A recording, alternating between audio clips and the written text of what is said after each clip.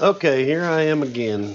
I've had a question from somebody about, they said there's not very many videos on how to wire up a PLC.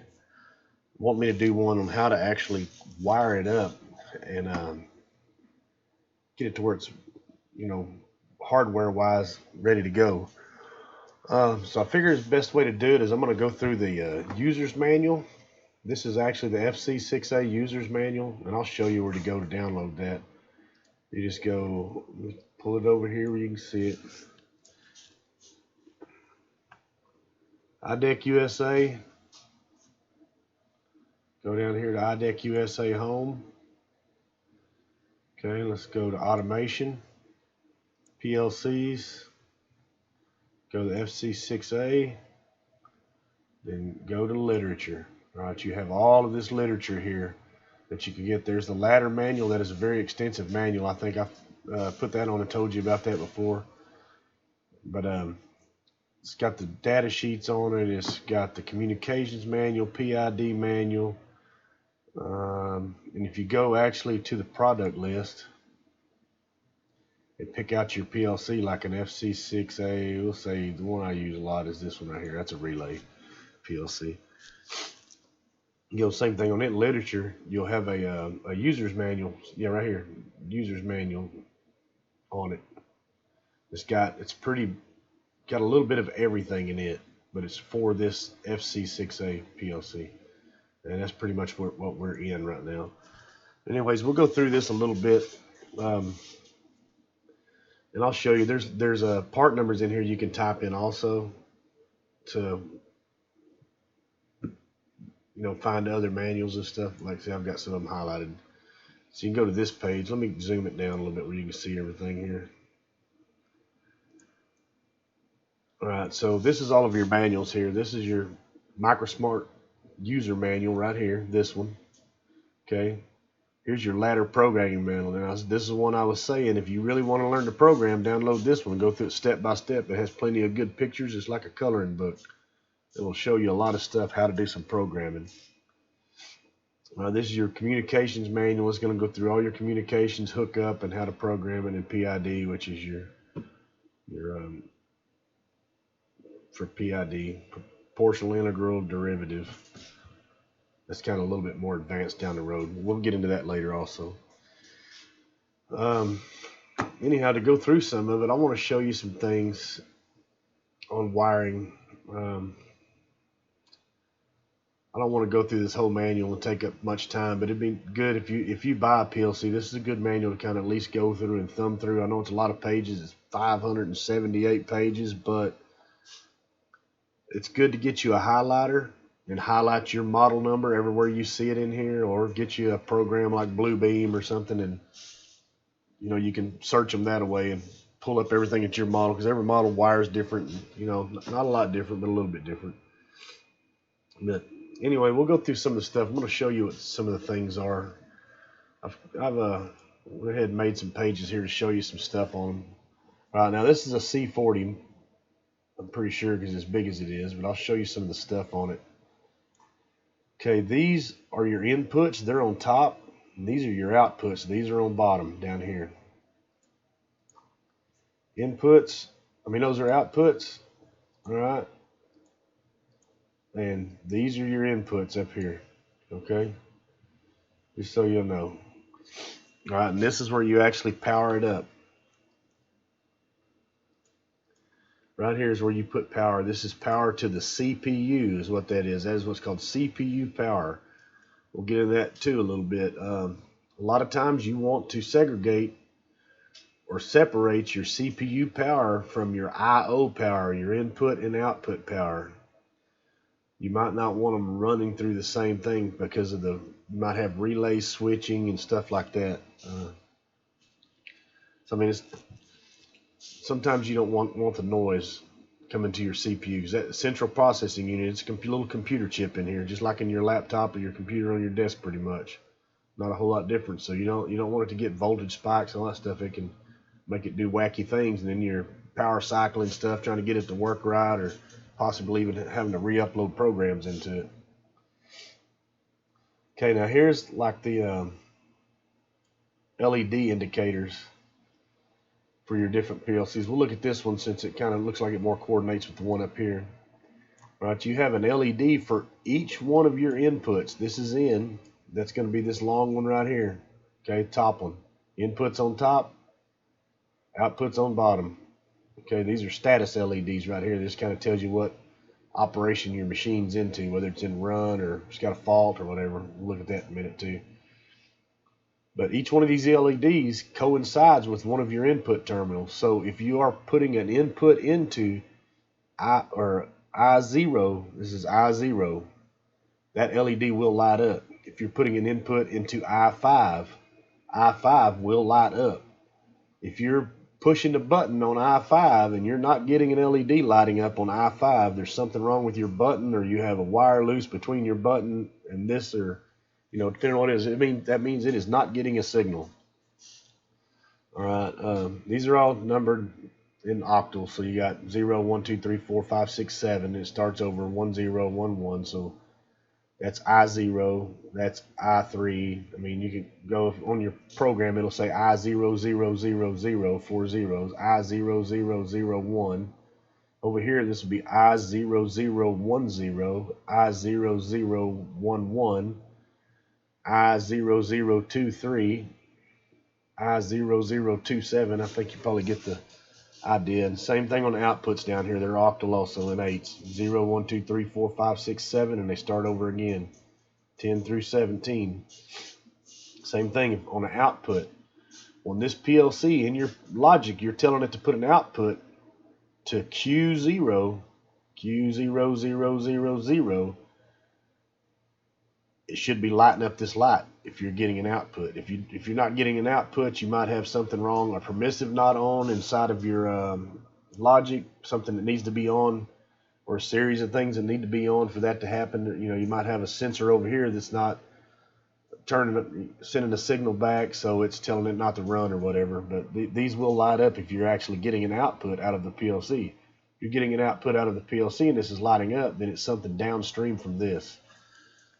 It can either be the relay in the relay PLC, or it can be some wiring between your PLC and your outside relay or solenoid, whatever your or light, indicator light, whatever you're powering off this. You might have a trouble in it. So if you're getting power out, this is a good way to troubleshoot. If you're getting power out of 2, but your LED light down here that you have connected to is not lighting up, you may have a bad LED light, so you can check it there, see if you're getting power. If you're not getting power there, you may have a bad circuit between there. Wire might got cut or something. It's just these are real good, helpful. I would get really used to looking at these. I look at these all the time when I'm troubleshooting a PLC to see what's going on with it. This tells me what's going on. A lot of times without me even getting a meter out, I know what's going on.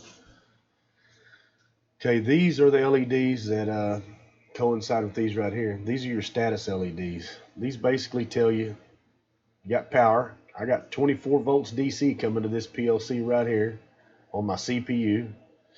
Okay, it's in run mode, which there's a switch underneath this cover. If you don't have it in the right position, you will not be in run mode. PLC will not work. A lot of people, oh, my PLC isn't working. Flip your run switch under here. Puts it in run mode and it lets it run. Okay, this is an error switch. It tells that there's some kind of an error within the PLC itself. This is SD card. It's pretty much, there's stuff in here telling you about it. This means you got an SD card inserted. This is battery, telling you your battery's battery's no good, and I don't really remember the status one. I don't look at these a whole lot. I always look at the inputs and outputs. These I haven't had a lot of trouble at. I do look at power and run a lot. Okay, let's see what else we got here. Down to that, let's go to Ethernet wiring. We'll look at that a little bit. This is basic Ethernet. All the ones on the bottom, you have 2 hatches here. One's Ethernet. That's a Modbus, TCP, IP, or whatever you want to use it for right here, I think. These are all Ethernet. You can go to a hub, router, to your PC. You can go directly from your PC to the PLC. You can take an Ethernet cable out of this hub to your HMI if you wanted, and let them all talk through the hub. You have to give them separate IP addresses. You know, 192.168.0.1, 192.168.0.2, dot 3, dot 4. You know what I mean? They give your HMI dot 5. They come standard. They're all dot 5. You have to change it. Your HMIs are dot 6, so you have to change it. You don't want them conflicting.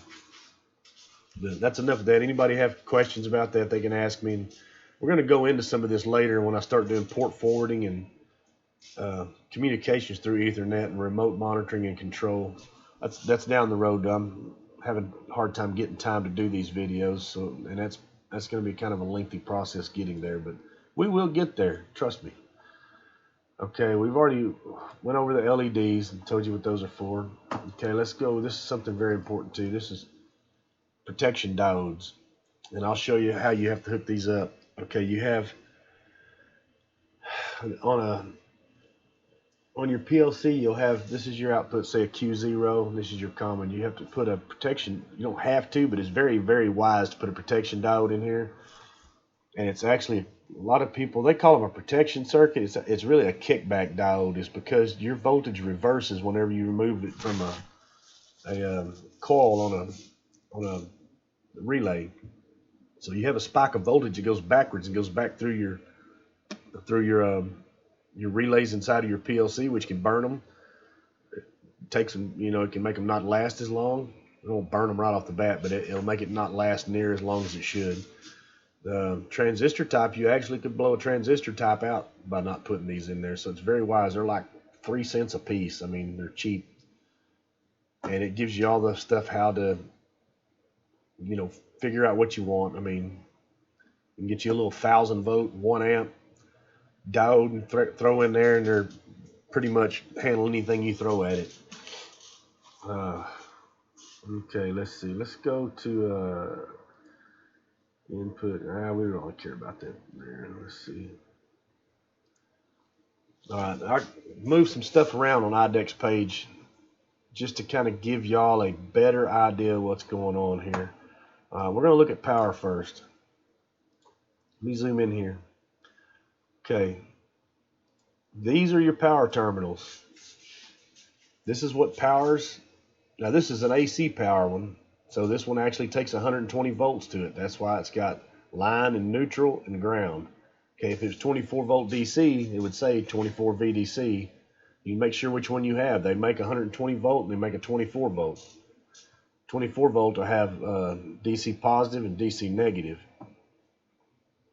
Okay, power and we'll look at some of those too. I think there's another one. I didn't move anything around on it, but anyhow, this is where your power hooks up. This model with the 120 volt, it has an internal power supply basically. See, 24 volt output. It makes its own power for the output, or the input side. I mean, this is the power output for the input side. Okay. Now this model is a relay output, which basically means each one of these, Q0, Q1, Q2, Q3, has its own little relay in there that actually opens and closes. It's an actual mechanical relay. All right, the life cycle of these are not near as long as the life cycle of a transistor output, but these are good for, easy application. These are a lot cheaper, and they're easy to work on. But basically it wires like you show. Let's go back to the input. I'm going to show you the inputs first. We'll start with the inputs. That's what you're going to wire up first. Okay. Now this is what's called a syncing input. That's engineering speak. I call it a positive logic or a positive input. I'm putting a positive power back into my input terminal here. So I've got 24 volts here coming out of the built-in power supply, coming up, going through a switch. When that switch closes, it's putting a positive in here. This 0 volt is jumping over to the common. So I got a negative common up here.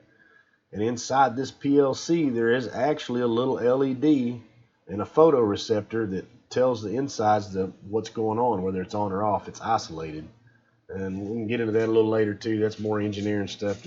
I mean, real world to me, it doesn't really matter that much about wiring it up, making it work. That's for Idec and their people to know what's going on in there, in my opinion, because you're not supposed to crack it open and work on it anyway. So, I mean, A lot of that stuff's a lot of useless information in my opinion. But some people it's not. If you like learning stuff like that, go for it. Whatever makes you happy. Okay, but anyways, I hope you're gathering what I'm saying. I have a positive coming across, switch, closes, positive comes in, negative is coming through the common and coming through the back side to the LED, making the LED light up, which in turn emits light to the photoreceptor, which is a receiver that sees light and tells the inside of the program, hey, I2 is on. What do you want me to do now? Type thing, okay? And it's all through here, anything, it's the same thing. It's any switch or anything you put on here, this is what you call, if you hear people say PNP and NPN, there's fancy terms for that too, but here's how I was taught to remember it the easiest way. PNP is what you use on the sink because you need a positive, negative, and a positive. You need a positive and a negative to power your device, and you're having a positive input to your PLC, so you have a PNP. Okay, if you're doing a sourcing input, then you're going to have a negative, a positive, and a negative, which is NPN. So you're going to have a negative and a positive powering a device. The leftover negative is your signal going back to your PLC. Ask me questions on that. Don't make any sense. I mean, that's the easiest way I can explain it. That's the way it was explained to me, and it works. I mean, there's something about the PNP, about the doping of the diode or transistor or something in there is what all it actually means. But to normal electricians like us, it's easy to remember PNP, power, positive, positive, or negative, positive, negative. In the United States, we more tend to use a sinking input wiring. I think Europe's getting more to using a sinking input also from a guy I talk to there sometimes in Germany. He kind of says they have starting to go to a sinking input also. Move down to the bottom now. Okay, this one is actually a relay output. So this is showing AC or showing DC there or AC. In other words, is what they're telling you. You can get rid of this battery, or not battery, this DC power, and you can run 5 volts through this, 10 volts through this, 24 volts through this, 48 volts through this, or you can run 120 volts AC through this because you have a common that's coming inside. Okay, and this is a relay, like I said a while ago. It has a physical relay in there, so when that relay on Q0 closes, whatever you're putting in, if it's a positive right here, it is coming through here. Let me get a pen here, and I'll show you. It is coming, you have your power coming in here. Think of it coming around here, and it is coming back to this load right here. This is your load.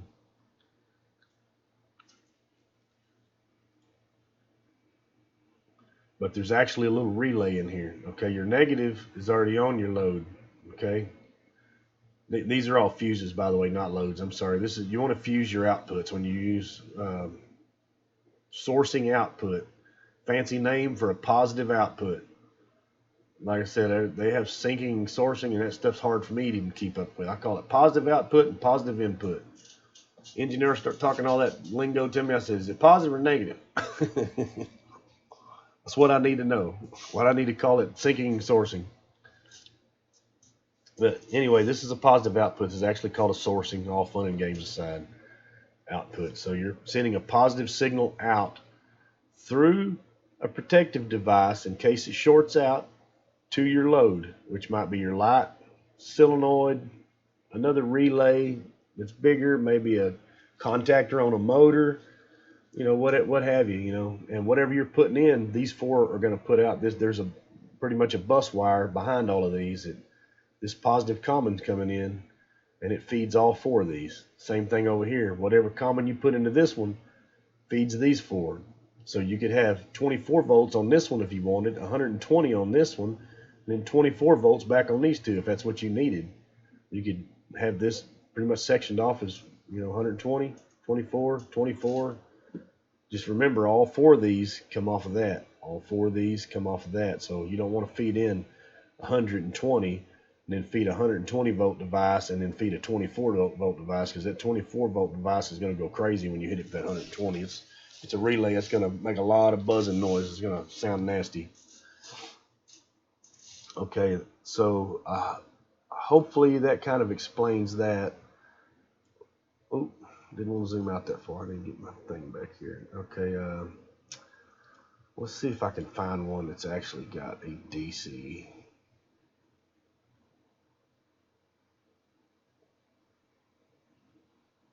Now here's a DC source input I was talking about. Same thing. See, that you've got a positive common in here, and you're feeding that negative signal through your switch. That's what I was talking about. This is more European though. Most stuff that I've seen in the oil field and everywhere else has been positive logic or a sinking input. Let's see what we got here. This one is a AC.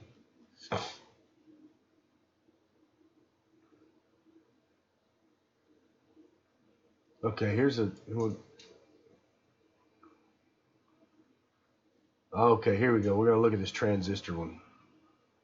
Here's your 24 volt DC power supply input right here. This is one. This goes right here. So kind of like the top, just you got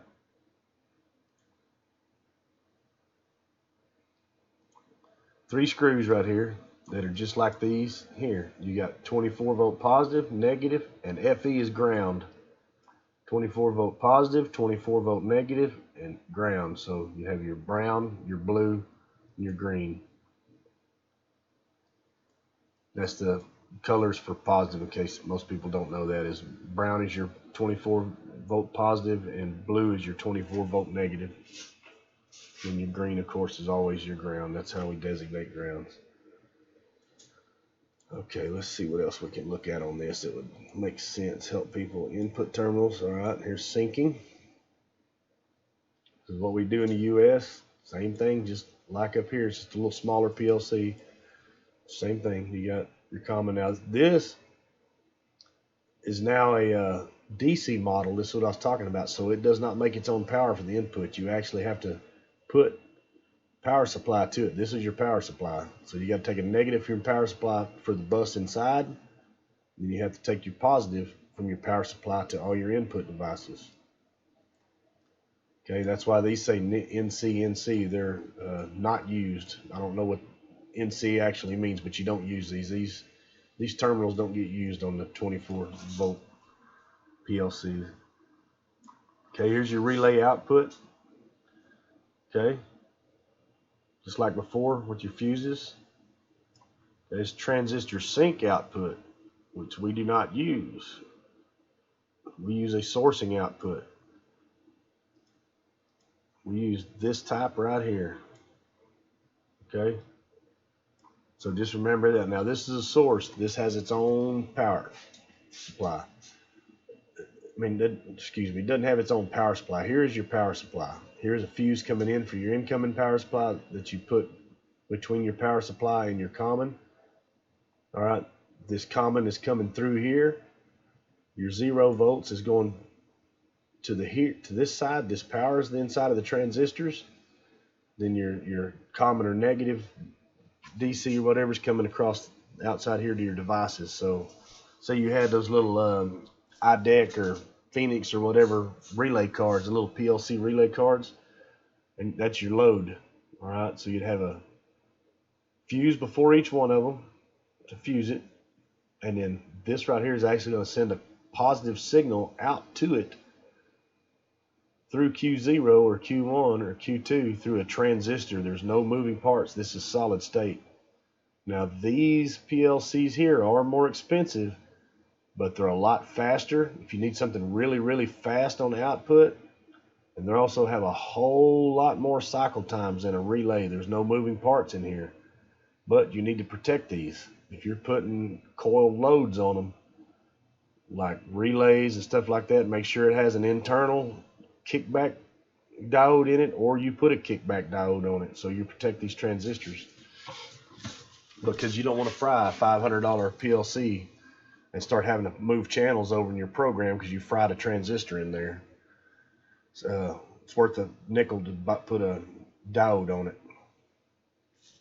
And really, I think that's about it. I mean, if anybody has any questions, I'm trying not to go too long in this video. I don't even know what I'm setting at right now as length.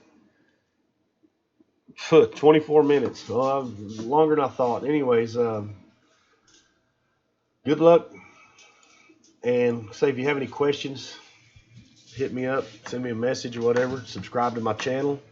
Hope you like it, and I'll keep moving forward with this. Anybody has any more like technical stuff that I can't answer as far as hardware, I will answer it. If I can't answer it, I'll try to get you an answer. Like I said, I'm not an engineer, I'm an electrician, but I do pretty good at these. But I'm no professional, I'm an electrician.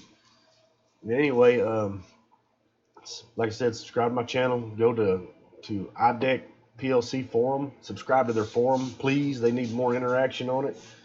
More people, you get a lot of people in one room talking, you can get a lot of stuff done and a lot of things figured out, the way I look at it. So get on that and go to Idec's website and download all the material you want. I mean, you can get all kinds of stuff on there that teach you anything you want about PLCs. But other than that, that's it. We'll see y'all next time.